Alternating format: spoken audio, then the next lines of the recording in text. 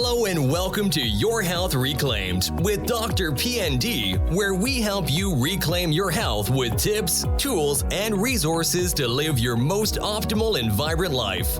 Here's your host, DrPND. Hello and welcome to another episode of Your Health Reclaimed. And I'm your host, DrPND. And today we are going to talk about the obstacles of your healing journey. So this is a topic that is extremely important. It is a massive issue that comes up all the time.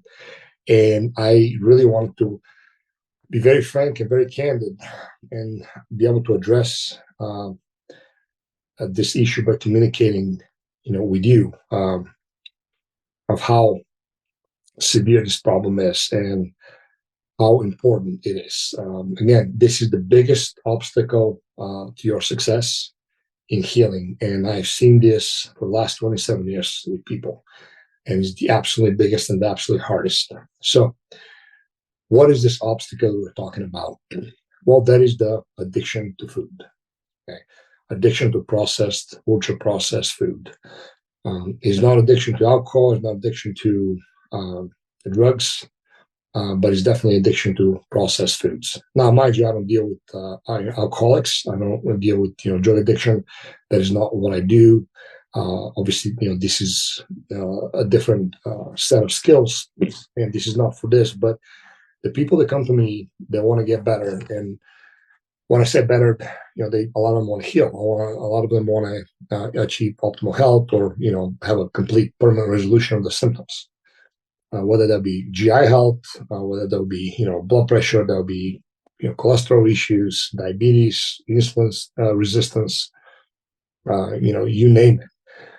Any chronic type of disease or other issues that people struggle with, they if they contact me, and they always want to know what does that entail? What do I have to do to be able to achieve health?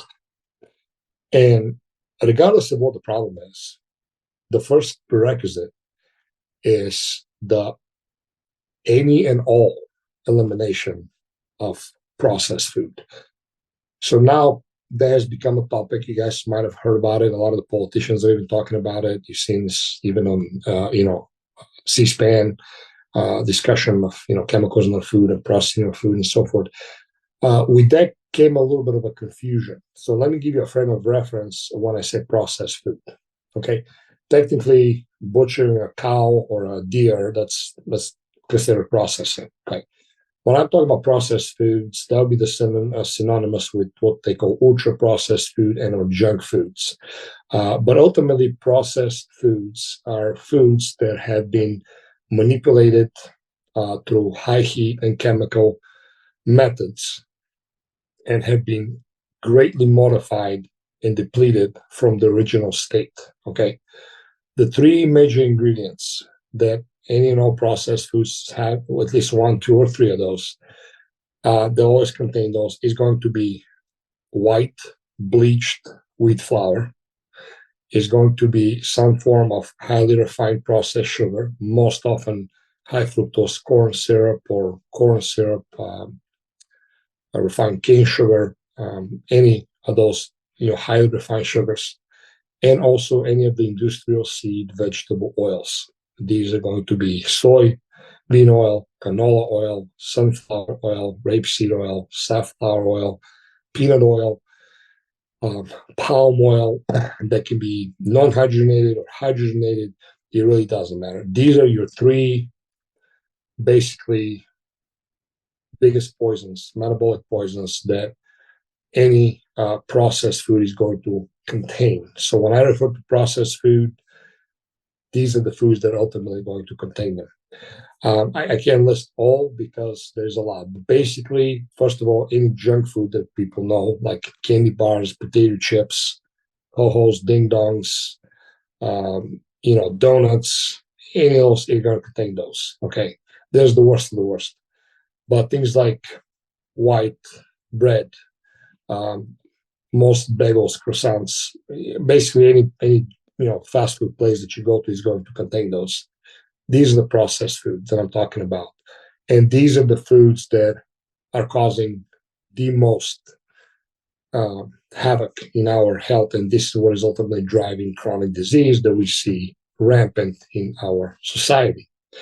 Medicine hasn't done anything about it. It's not going to do anything about it because there's no medication to take to be able to address the root cause. Part of what we talked about is addressing the root cause of chronic disease epidemic that we have is the removal of those foods from the daily diet of a human being. So when people come to me, back to the point, is the first prerequisite without fail is you have to stop eating those inflammatory metabolic poisons, ultimately what they are. This is the absolute hardest thing for people to do, and always has been. People are so severely addicted to those foods that it's easier for people to give up smoking and alcohol consumption than it's for them to be able to give up the eating of processed food. When somebody is dealing with a chronic issue, okay, again, hypertension, diabetes, type 2 diabetes, heart disease, whatever it might be, they have to give those foods up. There's no such thing as, we did 3-4 days good and then we had one time bad. People that say everything in moderation, they're delusional. Okay, those people that say that, they've never done anything themselves 100%. Okay, and there's a blatant excuse for people to not give up their vice and give up their addiction. So when you want to heal, you will without fail have to give up those foods. If you do not, the chances of you healing are going to be non-existent, or B, is going to take much, much longer. Okay. People in their own assumption that, again, they're going to eat a very healthy, very good diet, but at the same time, they can eat their poison as well. They got them there in the first place. And as long as it's 2-1 or 3 or 4 or 5-1 or more ratio, that's great. Meaning that, again, I ate 5 days out of the week, I ate perfect, which usually for people that they can't even handle 2 or 3 days, honestly, without having those foods. And they think, well, then on the weekends I'm just going to go and enjoy myself. Or I'll have people eat throughout the day really well and then eat their healthy dinner, but then treat themselves to one of those metabolic poisons, whatever it might be, whether it's cheesecake or some kind of a sweet usually product or whatever, chips, whatever it might be. And that right there inhibits their ability to properly and optimally really heal. And again, at the very best, inhibits them quite a bit, that the journey is very, very, very much prolonged.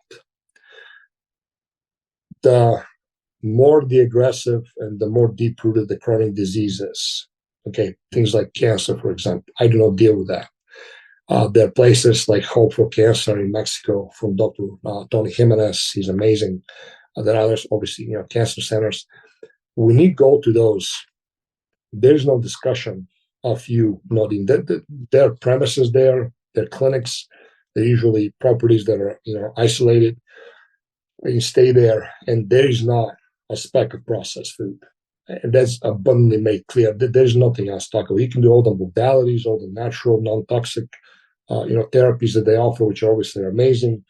But unless you give up and stop eating that food and start eating healthy, nutrient-dense foods that they give you, they won't even take you. That's not even open for discussion. Obviously, big difference that if somebody's trying to reverse type 2 diabetes, but still, nonetheless, you have to stop eating those foods. And unless you do, you'll truly never succeed in achieving, good health and wellness that you're after.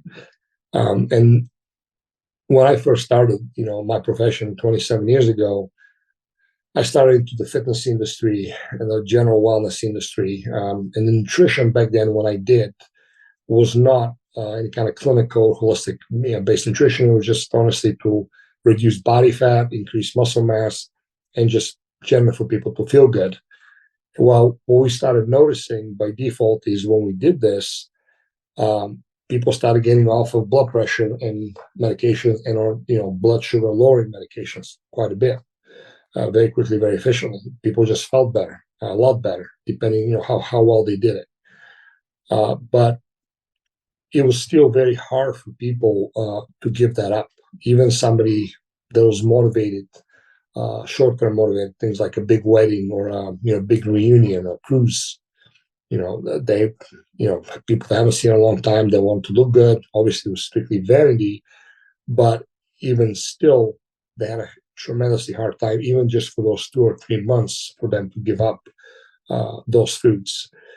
And a lot of the folks, they're already fit, they're already, very active, and generally speaking, they ate, healthy, relatively speaking, comparatively speaking to, most people. Still, they had a very hard time. And that is something that I just really want to, emphasize of that. I know it's nothing new. I know it's nothing, sexy and interesting, but it is a brutal bottom line truth that if you don't get that, you will not change. You will not achieve your goals. I promise you that. When I started my journey, so I started way back in the early 90s. When I started, I didn't have any problems, or at least not that I knew of. I was young, I was healthy, I was athletic, and I ate, generally speaking, healthy. I actually never ate chips. I never really ate, the ice cream daily and my desserts daily and stuff like that. But I ate bread. I was born and raised in bread in Europe. That was a staple food for our culture. My mom will make desserts every so often, homemade. My grandma, baked homemade desserts every so often. But when I came to the United States, I was exposed to really ultra processed foods, things, like white bread, candy bars, cookies, their form of cakes that they had here. And even though, again, I didn't really eat a lot of it, not on a daily basis, most certainly, when I tried to really take my body to the next level, to really lose optimal body fat and to really, build muscle and, to look good. And I also wanted to compete in bodybuilding, that was in the 90s.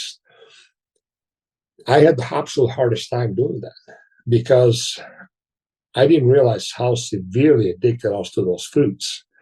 And I remember when I first started, I can maybe hang in for 4 or 5 days of, mind you, good healthy nutrition with good carbohydrates and vegetables and, plenty of protein. I live in Florida, so I was active, a lot of sunshine, no stress.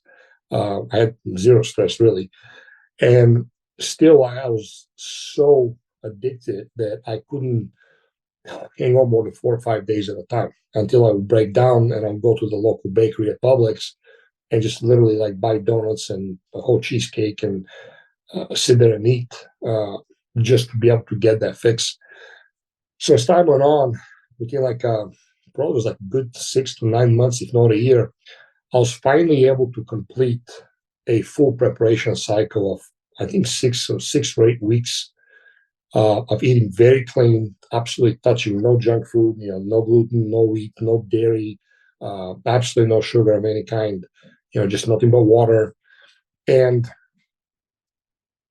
I remember going out with friends of mine. I was always the designated driver as I never really drank. And after, went to local clubs and came back home like 3 o'clock in the morning. And we stopped by a famous Perkins restaurant that was there, and kind of everybody would stop afterwards, after they went out to the clubs. And I was like, you know what, I haven't had it in 6 weeks. I think I'm really good. I'm going to go ahead and treat myself to a Reuben sandwich. And I remember, which is ultimately pretty much garbage, but it came up with a side of fries, obviously white bread, and whatever the meat was on there. And I ate it, and I literally almost felt high.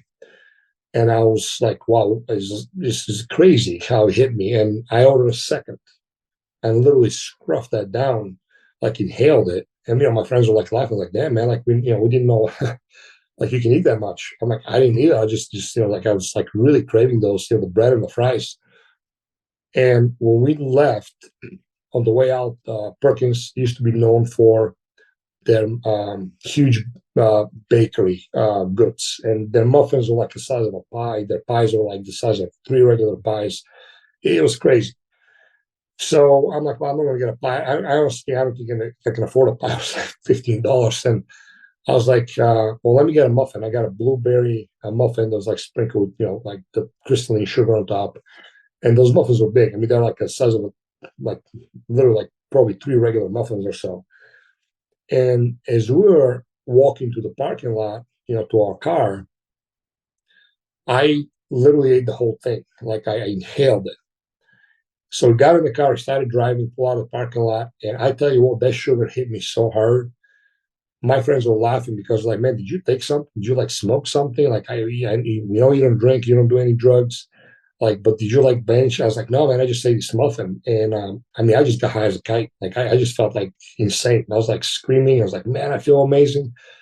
And I didn't know back then that those foods were that addictive. I didn't equate addiction in the true sense. I only thought that you can get addicted to drugs or alcohol. That's it. And, as my journey progressed, I started to appreciate and realize, how badly those foods are addictive. Needless to say, from that point on, it really made me realize, like, wow, these are really, really hard to get off those foods. So altogether, when I first started my journey, it took me 3 years to stop eating sugary desserts, whether it be like candy bars like Twix and Oreos and what else I used to like the Kit Kat bars. I love cheesecake. Like, my God, that was like my favorite. Like, I came to the States, I tasted cheesecake. It was like all over. And there was no such thing in Eastern Europe. And again, it was not uncommon for me to go on my binge days and to buy a whole cheesecake or two, sometimes literally eat the whole thing in one sitting. It was crazy. Just couldn't get enough of that. And anyway, but it took me 3 years to ultimately stop eating sugary desserts of any kind. It took me another 2 years after that, so a total of 5 years, to actually stop eating bread products that made with wheat and gluten. So a lot of people used to say back then, well, man, you're just craving carbs. So, like, I'm not craving carbs because let me tell you why. Between the oatmeal, the grits, the cream of rice, and the white rice, that is steamed white rice that I used to eat throughout the day, I'll sometimes try to double the carbohydrates, what was in a cheesecake and the foods that I'll binge on. And it didn't matter. I was satiated. I wasn't hungry, but I was craving.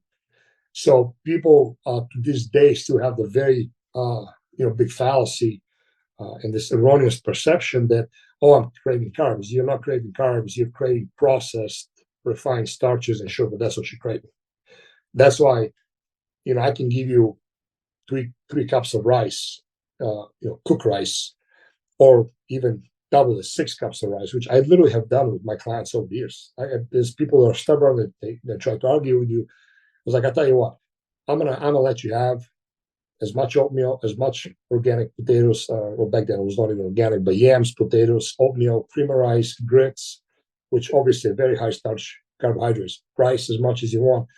As a matter of fact, I had a guy eating over 1,200 grams of starch carbohydrates. So not counting the fiber, just the starchy carbohydrates from rice, potatoes, and oatmeal. Actually, not even oatmeal, also grits. So grits in the morning, potatoes and rice for his other meals. And first of all, I couldn't finish it. He couldn't even eat that much by default. And I told him, it's like, but now you want to tell me that the 300 grams of carbohydrates that you just ingested from your macchiato, the another 100 grams of processed carbohydrates from your croissant and bagel that you ingested, which is less than half of what I gave you, he doesn't make you crave. And he looked at me and was like, my God, I didn't realize that. And I've done this with clients so many times. So people, I try to explain to them. Some people get it, some people don't. Some people like to argue with you. So I literally tell them, go ahead, I want you to eat as many carbohydrates as you want if they only come from true, wholesome food sources. And I don't care what they are. It can be grits, cream of rice, oatmeal, potatoes, sweet potatoes, yams, rice. I don't care what, white rice. It does not matter. You eat those, and you let me know. and how you feel. And again, they're like, you're right. I first of all, I couldn't finish all that. And second of all, I was still craving. That's why you can get a big bag of potato chips, polish the whole thing off. There's insane amount of calories and carbohydrates. You're still hungry and craving that. And this is where the biggest problem lies. People are so addicted to those foods that they have no idea. Whose fault is it? In all reality, it's not those people's fault. It is not. It is the ultimate fault boils down to the people that started processing, ultra processing those foods. There's about a handful of mega companies, what they call the big agro companies in the United States, that provide 85-90% of the processed foods, ultra processed foods in this country. And these are the people that process those foods. These are the people that pack those foods and make them palatable. I'm not even going to talk about genetically modified foods that are now, we have obviously all the chemicals in our food, such as artificial sweeteners, preservatives, caking agents, and so forth. I always tell people, like, if you ever tasted the raw material before they, before they bake it, from like Frosted Flakes, or even something like Total Cereal, you'll probably throw up. You spit it out. It tastes horrible. It is not until they add those artificial sweeteners and preservatives and colorings and all those excitotoxins that they're called to trick your brain that those foods taste phenomenal. And what also the cause of that is severe food addiction. And that's why you're not addicted to organic beef or organic, chicken or, lobster, eggs, grains, fruit, vegetables. You might like enjoying to eat them, but you're certainly not addicted to them. But you're addicted to what? Processed foods. Okay. One common scenario that comes, especially when I used to do, fitness and nutrition back in Tampa, people come up and, they'll tell me, they want to obviously lose weight, they want to feel better, they want to so forth and so forth. So I assess them, and a very common scenario is that they go to a fast food place for breakfast, usually McDonald's, and they'll get something like number one, number two, number three, whatever on the menu. And they'll literally do this for weeks, months on end, years on end, without any change. Rarely on the weekend they might go and get a pancake or something, which is not much different. But for some people, that was literally their daily routine. And when I give them at least 10, 12 different options for breakfast alone, they'll come back a week later and say, man, I'm really bored with that food. By the time you're not bored, you're addicted to that food. So you're addicted to the processed garbage. Because I'll tell them, so let me get this straight. You want to tell me that you ate at McDonald's and you ordered number one for the last decade, pretty much every day, aside from, holidays, if you're on vacation or, weekend or something, but pretty much majority of the time. Yes, yeah. But now the one I gave you, literally 12 different options in the first week, you had the audacity to tell me that you're bored. And I kind of looked at you with this dumb look in their face. Like, some people get it. Some people's like, oh my God, I didn't realize. Yeah, you're right. I'm addicted. And unfortunately, some people still argue. So the reason I'm sitting here talking about this, guys, is because severe addiction to food is a staple of our problems. I promise you, if you remove ultra-processed foods completely from our society, you will see a massive reversal of chronic disease all across the board. I know there's a lot of people fighting against that. And one of them is, I think, Robert F. Kennedy. He's a big, huge advocate of that. He has a website called the Children's Health Defense Fund and a whole bunch of other organizations. I know the Organic Consumer Association. Ronnie Cummins, here's the founder and the president of that. Dr. Mercola, he's a massive outspoken person for that, along with many, many other people. There's Alliance Defending Freedom, I believe. There's there's Health Freedom Act. Many companies and many individuals. Lately, actually, there was her name is, I think, Vani. She's the foodbabe.com.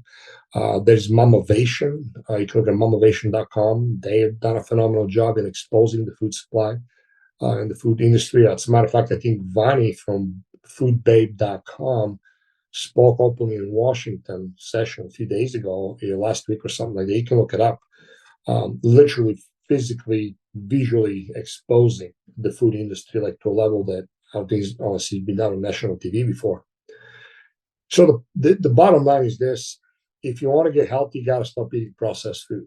Okay, people always come up and say, well, do you do the keto, do you do the paleo diet, do you do the Mediterranean diet, do you do the, plant-based diet, 100% based by, veganism, raw veganism. The reality, initially especially, it doesn't really matter. Get off the processed food and then go pick whatever you want to pick. Because I promise you all my life that if you actually stop processed foods at all cost, in all ways, and whether you go and eat organic, 100% vegan fare, raw veganism, even I've done it before back in the day, whether you go to a full-blown carnivore in its true sense. I'm not talking about go to McDonald's and get a beef patty. That's not even beef, but that's not carnivore. I'm talking eating, grass-fed, organic, sustainably raised, regenerative agriculture-based animals and their products. Wild caught seafood and so forth, not, garbage. So, put everything in perspective and proper frame of reference. But whether you do that, whether you do the Mediterranean, or you do the plant-based diets that, Game Changers, used to promote, it doesn't matter. Okay. You can achieve great results with any of those things because you know why? There's two commonalities, and that's the only thing that ever matters. Number one, they took out the poison, which is the processed foods, completely out of their diet. And number two, they started eating high nutrient dense foods. Don't get caught up in the stupidity of, well, does it have oxalates? Well, does it have like anti-nutrients? Does it have this? Listen, at the end, it'll make a little difference. Yes. Can it make a big difference in how fast somebody heals, and especially if you have, big issues? Yes, but for that, unless you have the knowledge and discernment experience, and or unless you can hire a practitioner like me to walk you through it and to guide out a solid map that's going to, take you to a health journey at the most, the efficient and shortest time possible, then you don't have the luxury. That's what I'm telling you. At that point, pick whatever looks good to you, and give it 100% without hesitation. Don't sit there, overthink it. Don't be a program hopper. Don't get caught up with the paralysis from overanalysis. Get some, stick to it. People always ask me if I had a single call, just a one-time shot, what I recommend. I'll tell you this: get the Whole30 diet, and the program is cheap. It's on Amazon. Hell, you can get on havebooks.com. Probably got even free at your library. Who knows? And follow it. Don't analyze it. Don't sit here and criticize it because you know what you're doing. Okay, unless you're in this profession, unless you're in this industry, deal with patients and clients, you don't know what you're talking about. But get that and follow it 100%. And I promise you in my life that you're going to get great results. Okay, so the key is to start. So, people always ask, what is the secret? Well, there's no secret. But here's the reality and the truth. And that is the people that engage into health journeys and they stop eating processed food and they never give up. They keep going, regardless how many times they fall, and they will fall a lot. As long as they pick right up where they fell from and keep going, they will succeed. That is the secret. The key is not giving up. Took me 3 years to stop eating sugary stuff. It took me 5 years altogether to stop eating bread of any kind, whether it's organic, whole wheat pasta or not, doesn't matter. It does it make a difference? Yes, it does make a difference. I'm not going to go into the why, but yes, wheat and gluten does make a difference when you take it out of the diet for most people to some degree or another. For some people, it can be life-changing, literally. Okay, but that's a topic for another day. But stop eating processed food, and you'll be amazed at what happens. We live in the United States of America. Okay, when everybody says we have our problems, but we're still the most powerful and wealthiest country in the world. We have extreme luxury here. We have extreme ability. For most of us, we have grocery stores with so much food, it's insane. My wife and I were talking about it the other day. We were cleaning our freezer and refrigerator. And I'm like, this is ridiculous. We have like over 100 different kinds of ingredients, from organic wild blueberries and all sorts of other berries and fruit and this, then the other, to different proteins and supplements. And like if you can't get healthy on that, then there's no hope for anybody. So we have this here in the States. Get up and do it. Stop eating processed food. How's the journey going to look like? Like this. You decide, you start eating healthy. You trip. probably the first day, probably the month after the first meal, most likely. That's okay. Keep going. Here's a suggestion that I've seen work for people that don't have aggressive chronic issues that they have to address quickly. They start eating healthy. They put a plan together. For example, the Whole30 breakfast. Organic pasture-raised eggs, cup of fruit, grits, oatmeal, whatever they suggest. I don't remember exactly, but some kind of healthy starch. Sweet potatoes, whatever. Good quality protein. Some healthy fats, whatever they might be. You're good. An hour later, you're like, man, I'm not hungry, but I'm really, really craving whatever it might be, a donut. So they swing over to Dunkin' Donuts or whatever the other kind of garbage, that they sell donuts, and they buy a donut. Okay, not a problem. You know why? Because you have to get your fix. I get that. But now you just had a whole meal, high nutrient dense breakfast. And guess what? I guarantee you this, if you're used to eating 2 donuts, you'll be fine with 1 donut. And then you're going to probably keep doing this for a month or 2 or 3, who knows? But eventually it's going to get to a point that after that breakfast, you'll be like, I want the donut, but for some reason, I honestly can say that I can say no. Why, I don't know, but I know I can say no. Like I can walk or drive by and not buy. Seen it happen all the time. Same thing with lunch. Good nutritious lunch. I mean, I just had this awesome nutrient dense lunch. It felt good, it looked good, it tasted good, but I just gotta have this dessert afterwards. So I just gotta have some ice cream. I just gotta have a piece of pizza because my buddies are eating pizza at work. Go ahead, fine. Again, you just had a healthy, nutrient dense food that your body's being fed on properly and is addressing the nutrient deficiencies and inflammation. Yes, you tripped, but not a problem, right? Because again, same with breakfast. You're going to keep going, keep doing this, and eventually something's going to click and you're going to be able to say no. Is that going to be the end all be all? No. You're going to probably revert back again, right? 2 steps forward, 1 step back, sometimes 5 steps forward, only 2 steps back. Sometimes no change. Sometimes it's like 2 steps forward, 3 steps back. Yeah, they say 3 steps back. And then after that, no change. Then again, it's 3, 4, 5 steps forward, maybe 1 or 2 back. It's like a back and forth. If you ever seen a retirement investment chart, it's never from 0 to $1 million. It's always up and down, but there's a positive slope, positive trend of improvement and growth. And this is the reality of that journey. So again, as long as you don't give up and you keep trying, you will get it. Okay. Does it have to be 5 years like for me? Well, no, because 1, I didn't know what I know now. I had no experience. And most importantly, I don't have the tools. I did not have the tools that I have now, to be able to, counteract the things. So I just really, really hope you guys understand that principle that you have got to give up processed and ultra processed food if you want optimal health. Okay, it's just a must. Now, I'm not saying if you get healthy, you regain your health at New Year's Eve, or it's like a big event that happens maybe once a year, if that, or overall 3 or 4 times a year, right? Between Christmas, New Year's, I don't know, Easter, a birthday party or something, that you go and lose it for 1 meal. Okay, and you pig out. Not a big deal. They'll absolutely make no difference whatsoever once you're healthy. Can it kind of trip you up a little bit? Yeah, sure. But once you lose the taste for those foods, eventually, you won't even want to do it. Like people ask me, how can do you eat Kit Kat or your favorite like cheesecake or this? I don't because I honestly don't want it.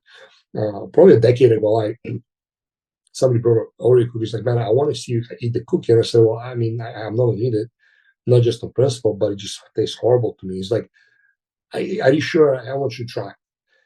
I sure enough, I took the cookie. I took half the cookie in my mouth, and it was an Oreo cookie, a regular Oreo cookie. I started chewing it, and I could just taste chemicals.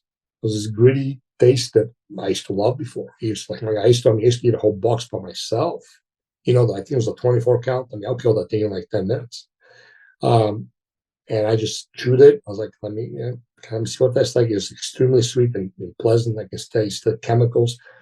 I spit it out. I was like, I honestly, I can eat the whole box. Nothing's going to happen to me, but I just don't want it. So your taste buds will change. Your craving will go away, and you will honestly experience complete freedom. And I can tell you that once you get through that, there will be no going back. Does that mean you can never have a dessert? No. I've been in places where we've been invited to, and the host, usually the mom or grandma, she likes to bake, and she was very excited for us to be there. She took her time, made something from scratch, even though it was obviously processed food. I ate it. For one, why? Well, because it's very rude if somebody really did that for you, for them to hurt their feelings. And I know that. I come from a culture that it's offensive for somebody invites you and then you don't eat their food. I mean, unless you're allergic to something, obviously that's a different story. But if not, it's not polite. I've done that. Absolutely.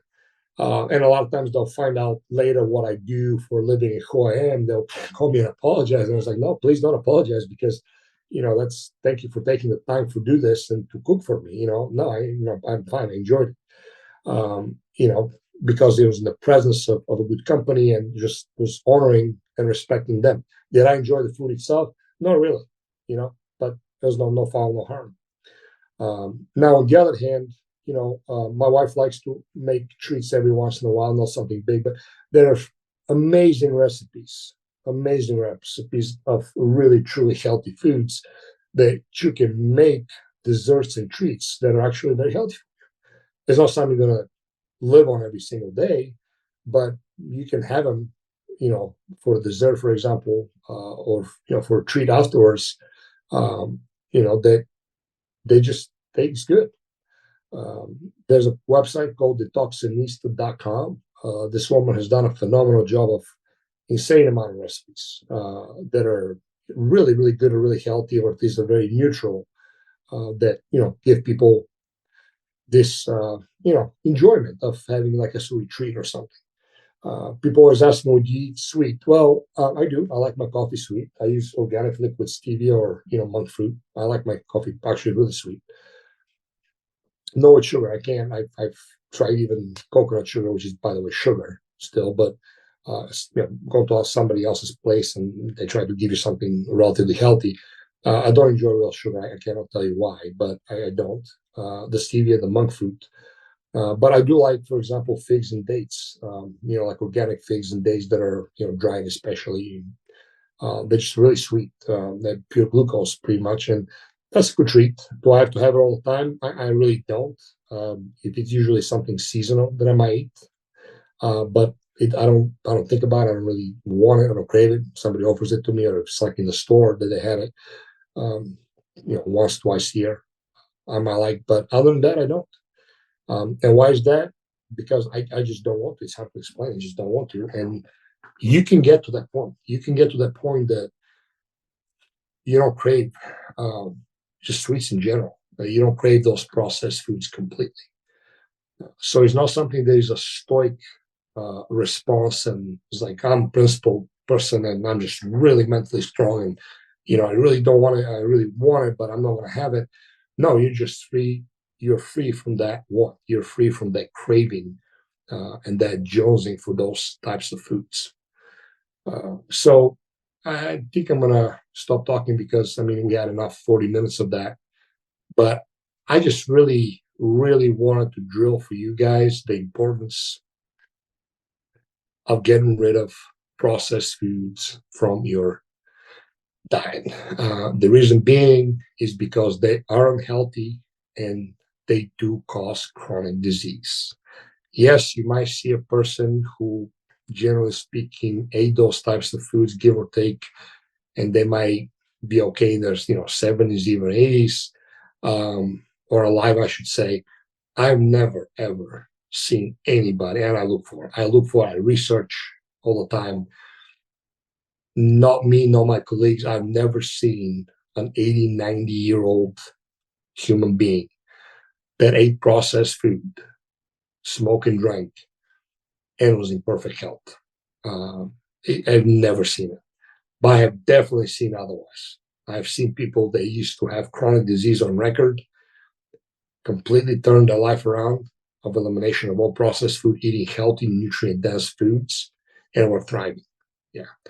There are people that I could name that actually powerlift, weightlift, they do different competitive sports that are just, I don't know, normal for that age, technically.